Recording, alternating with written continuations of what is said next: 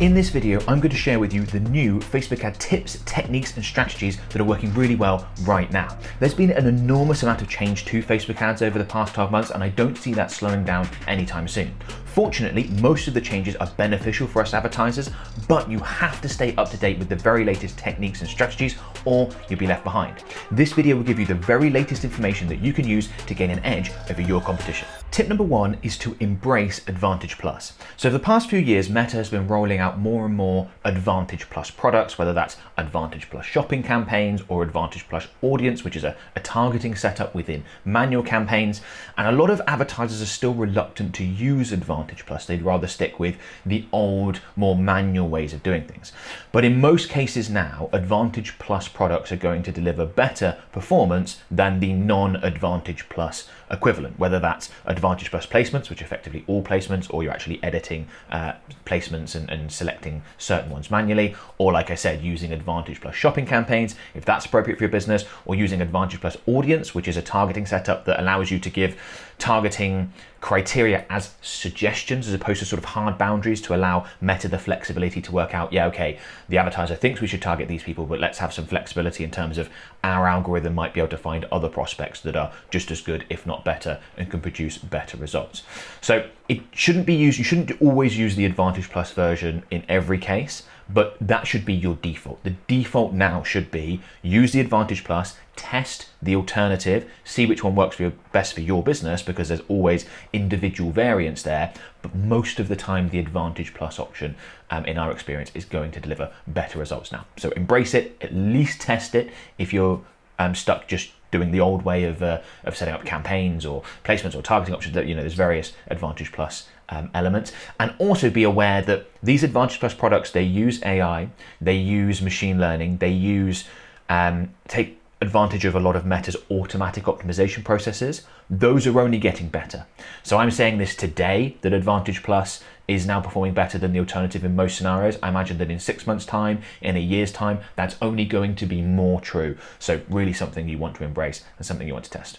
Okay, so tip number two is to use, but be careful with creative enhancements. So just to quickly explain what they are. When you upload an image or a video as part of your ad, as your ad creative, often the most important part of your ad creative, Meta will then offer creative enhancements. Well, actually, often now they will automatically apply creative enhancements, and you can choose to not use them, to deselect them as an advertiser. And what creative enhancements are going to do is they're going to try and improve, using AI, your imagery or your videos, and there are lots of different creative enhancement options. The ones that you see will depend on whether you're uploading an image or a video. You'll have different options, and it'll also depend on what's included within that image or a video, because if you've got a really simple background, then Meta might be able to automatically create more interesting backgrounds for you as an option. That's less likely to happen in images that have interesting or lots going on in the background anyway. So there's lots of different options. So what I recommend you do for every ad creative that you upload, you need to go through the creative enhancement options. Don't just turn it all off, and don't just use it all. The best approach is somewhere in the middle. You want to go through each one of those and go, yes, this works for my business. No, that doesn't work at all. Yes, that works, that doesn't work. So I've got a few examples. So for example, like text overlay is one of the creative enhancement options. That's great if you've got like a simple image, perhaps it's just like a simple e-commerce type product image. Great, add a bit of text overlay talking about the sale or the main benefit associated with the product or service or the price point. Brilliant, love that as a creative enhancement. But if you've already got a lot of text on your image, do you want then text overlay on top of it? Almost certainly not. So that's very much like a case-by-case basis. Another example would be image generation or image background generation. That can work great if you're using simple e-commerce product style images, but we've had a little experiment when we've been running retargeting ads for our services, and our ads obviously contain a picture of me because we're advertising them to warm audiences, and there's that personal brand element that I've got, and there's recognition there, and we've got Meta to use their image generation creative enhancement based on the images that we've uploaded, and they've created a person that doesn't look anything like me.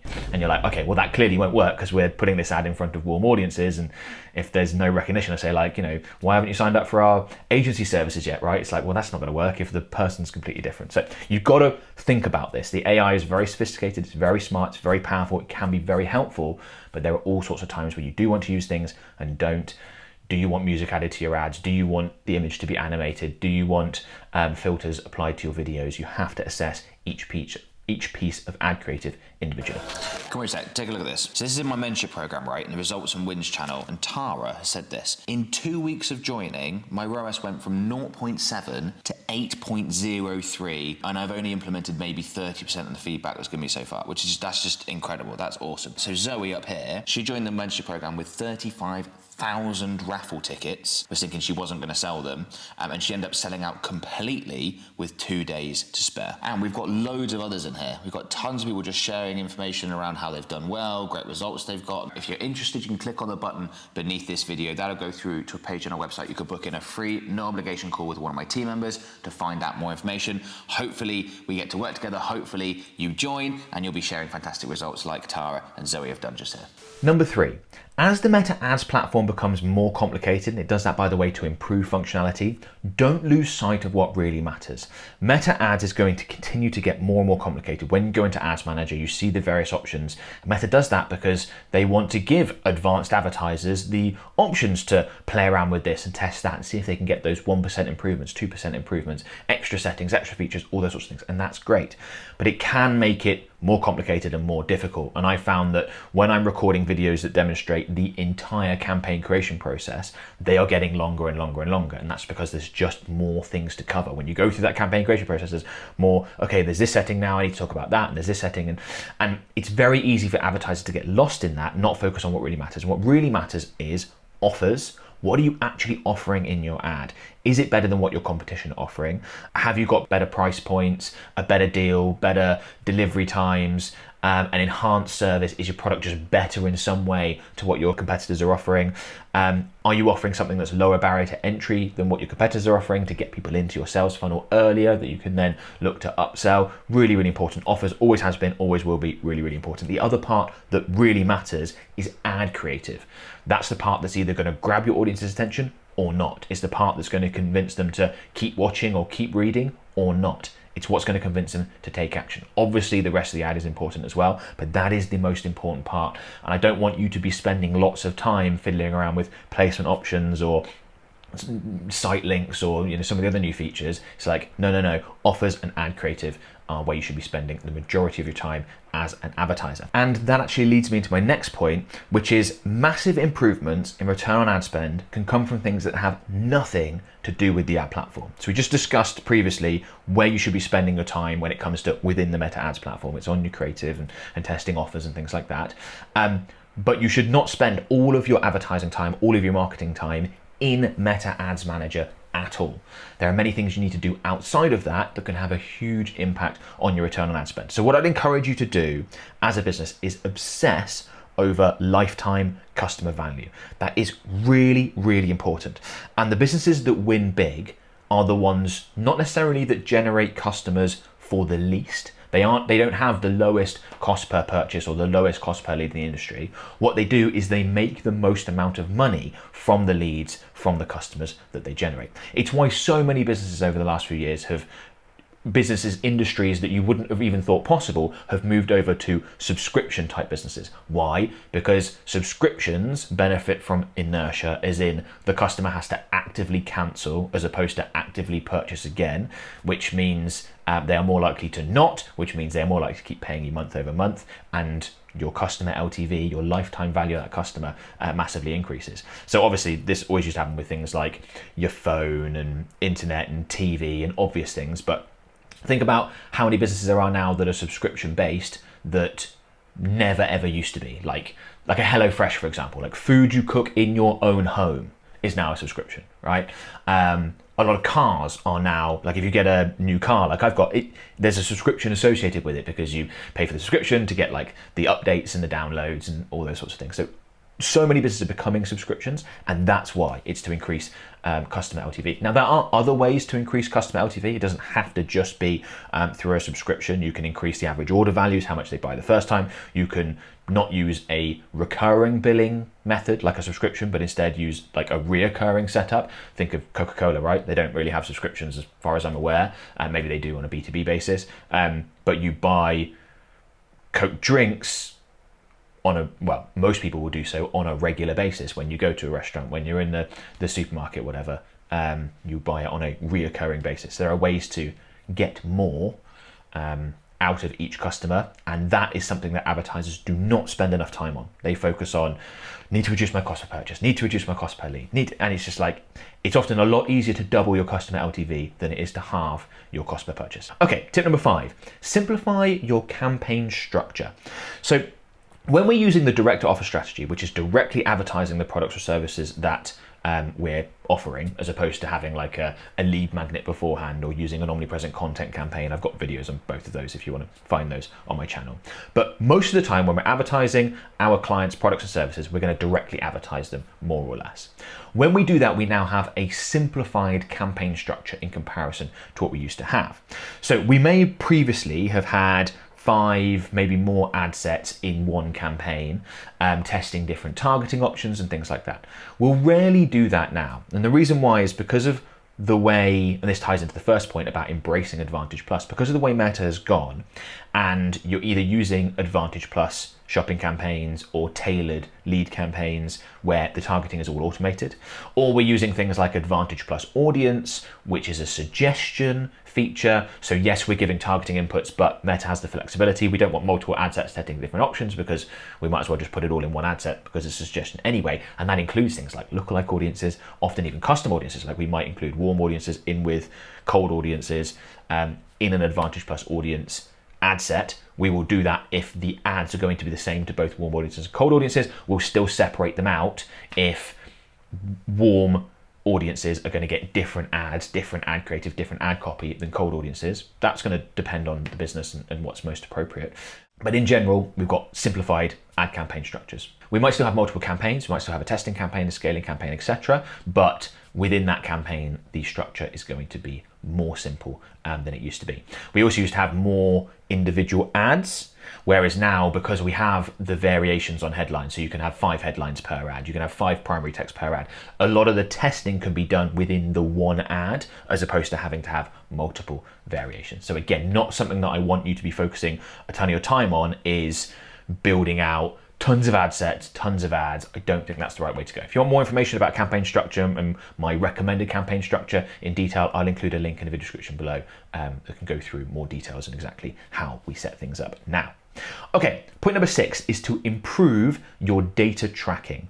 So the quality of the data that you get into your Meta ad account, so the accuracy of how many purchases am I generating, how many leads am I generating, how many people am I sending through to my website is really, really important because it will allow you as an advertiser to see what's going on so you can optimize the campaigns. It also allows Meta to optimize the campaigns properly and get you the best possible results. And neither of those things should be underestimated. You can take a campaign that is failing badly and make it really profitable with enough good data that can then be used to optimize over time. So the bare minimum is you have to have the Meta Pixel installed. Link to a video on how to do that in the video description. And you have to have the Conversions API installed as well. Again, linked how to install that in the video description. And I'd recommend that a lot of advertisers go one step further and use Hyros. We use Hyros in my business, and it really helps improve the data that you generate within your ad account and allows you and Meta to optimize your campaigns that much better. Hyros is the best tracking and attribution software for Facebook and Instagram ads. It's a software that all the big players, including myself, use. I use it to track the results that I generate from my own ads. I also use it for all my organic content as well, which is really useful. So if someone comes through and books a call for our done for you services, for example, I can see exactly where they came from with a lot of accuracy, and that allows me to make decisions in my business, which is really, really helpful. And let me quickly show you how important this is. So I'm in my Hyros dashboard. I've isolated one of our Meta ad campaigns and I've created a report for it so we can see the data and you can take a look at this. So this campaign spent just under £2,000, generated £15,000 in revenue. But here's the really important bit, reported versus revenue. And in this column, we can see £12,000. Now what that means is that out of the £15,000 that this campaign has actually generated, Hyros has been able to report on the full 15,000, £12,000 of which Meta was not originally able to see. So if we're just looking within our Meta ad account, not using Hyros, we would have seen that £3,000 of revenue was generated from this campaign, and that is not true at all. That is a much, much lower ROAS number than the actual £15,000 of revenue that was generated. For a number of years now, Meta's ad tracking capabilities have not been as accurate as they once were because all sorts of privacy regulations have come into effect, and it's only heading that way. It's only becoming more and more difficult to get accurate data and track our results as we need to be able to do. This is a relatively extreme case, and the reason why is because Meta has a 7-day maximum attribution window. And this is an ad campaign that's retargeting for one of our services that people usually take a lot longer than 7 days to make a decision on. So if someone clicks on an ad, they often won't convert within 7 days. Meta's simply not able to see that data, and that's where HiROS comes in. The important thing is that you need accurate data, and HiROS takes care of that. So if you want to get better results from your Facebook ads without actually having to touch your ads, go ahead and sign up to HiROS. There is a link in the video description. Tip number 7 is to use the AI text generation built within the Meta ad campaign creation process, but be the filter. So when you upload a primary text or a headline that you've written, Meta will then create new versions of that. They can also do this based on the link that you're sending people through to your website. They can take information from there as well. But they will create other AI generated text copy that you can use in your ad. Primary text versions, headline versions, things like that. So you actually want to use that, but similarly to the creative enhancements, you want to check through and make sure that you only use the ones that apply to your business. You're always going to have context on your business, on whether or not this offer can have a headline like that, can have a primary text like that, and it still all makes sense that like Meta's not going to have, obviously, their AI is not going to have. So what we typically do is we'll write one ourselves. We will then look at the Meta generated, AI generated copy variations. We will usually use, Meta might create 5 of each, for example. We might use 2 or 3. Sometimes we will just tick those, select, yeah, we'll use them. Sometimes we'll go, okay, that's pretty good, but this is not quite right. That's not in the voice of the brand. Let's tweak that slightly and then go ahead with it. So you really want to see things like that, a lot of the AI tools within Meta ads for creative, for copy generation as a time saver. You didn't need to write out 4 or 5 versions yourself. You just wrote one and then modified a couple and then just used a couple of others. But don't think of it as like it can completely do the job. That is a good way to end up with ad copy that in some cases just doesn't make sense. Point number 8 is to take advantage of opportunity score. Now, opportunity score is a feature that's relatively new. Not all ad accounts have it. And just to quickly explain how it works. So with opportunity score, Meta will give you a score out of 100 that shows how optimized your setup is. And they will make recommendations how you can improve your opportunity score, get closer to 100. And obviously, campaigns, etc., ads that are more optimized are going to get a higher score. Those that are less optimized are going to get a lower score. Most of the recommendations that you get within opportunity score are really quite good and things that I would also recommend. So I think taking it as its advice for the most part is a good idea and is going to help you get better results. And I think this is especially important if your results aren't where you want them to be. You can go ahead and go, okay, yeah, I'm a 72 out of 100. There's probably quite a bit I could do here to improve, to optimize my setup and get better results. Follow the instructions, improve that opportunity score. There's a good chance you will see your results improve as well. Tip number 9 is to scale more aggressively. So Meta has told us that we can now scale in larger increments without re-entering the learning phase. It was sort of accepted wisdom for a long time that you couldn't increase the budget by more than 10%, 20% without re-entering the learning phase and your results just, becoming rubbish overnight as soon as you start to scale. That's not the case anymore. You can scale in significantly larger increments, sometimes as much as doubling, sometimes even I've even seen more without re-entering the learning phase. It does depend on what your budget currently is. So you can scale in larger percentage increments if you're operating with a small budget as opposed to a large budget. You can take a $10 a day budget to $20 a day, no problem at all. Would you want to take a $10,000 a day budget to $20,000 a day in one go? Probably not, right? That would be too large a jump. This is really important for advertisers, and this has come up recently quite a number of times with people I've spoken to that have time-sensitive offers and things are going really well and they want to take advantage of them. So if you've got like a Black Friday offer or a Christmas sale or whatever it happens to be for your business, it's like, we've only got another 3 days. Can I really only increase the budget 10, 20%? It's like, no, go for it. If things are working really well, whack that budget up. Now, of course, your cost per purchase, your cost per lead may go up. These things are possible, but I think the potential reward is worth the risk because if it works out, you can acquire a lot more customers and take advantage of a shortened time period. If you don't have those, time deadlines, I'd still recommend you be on the cautious side when it comes to scaling. You don't want to break your campaign if this is an evergreen campaign that you plan on running for months, years, etc. But just know that you can be more aggressive and you can scale more than You know, I've spoken to advertisers that don't want to scale more than 10% once a week, and you think it's going to take you a long time to increase this budget to anything substantially more than what you're currently spending with that setup. Okay, point number 10 is to use geofencing if you're a local business. So fairly recently, Meta removed the ability to target location-based with different setting options. So basically, I'll explain what I mean. So now you use your location targeting, and you can still do that, right? You can select, I only want to advertise to this city or this county or this area, this radius. But what you used to be able to do previously was, instead of going with the default, which is people living in or recently in this location, you used to be able to change that to only people living in. And if you're a local business, let's say you're a plumber, you don't want to advertise to people that have visited the city in which you operate recently, because if you're advertising your plumbing services, like, they're not gonna be interested, they live somewhere else. You only want to target people that are actually living in that location. And that's caused some issues for advertisers, where you're like, I'm only targeting this city, but for some reason I can see the leads being generated in my data that I'm getting leads from different parts of the country, different cities, different states, different countries even, like, what's going on? So the solution there is often to geofence, and the way you geofence is you target the city you want to target, or the area you want to target. If you want to be, you know, radius, more specific, there's lots of different options. And then you exclude the areas around that, and that seems to really improve the situation where you've got that issue I just described, where you are generating leads from people in the wrong locations. It doesn't make it 100% accurate, but you don't want to be spending 20-30% of your budget on people that can't become customers of yours, right? If you can do this and reduce that to 5%, 2%, that's well worth doing. I've got a whole video on geofencing and exactly how to do it and walk you through the steps. Link is in the video description. Tip number 11, the key to success with video ads is the hook. Now, a lot of Meta advertisers are quite intimidated by video ads, and I completely get why. They're much more difficult to create than image ads. There's a much greater chance that you create a video ad and it just looks rubbish in comparison to an image ad. But the potential rewards of producing a high quality video ad are well worth the effort and can make up for those difficulties and that added complexity in terms of creating them in the first place.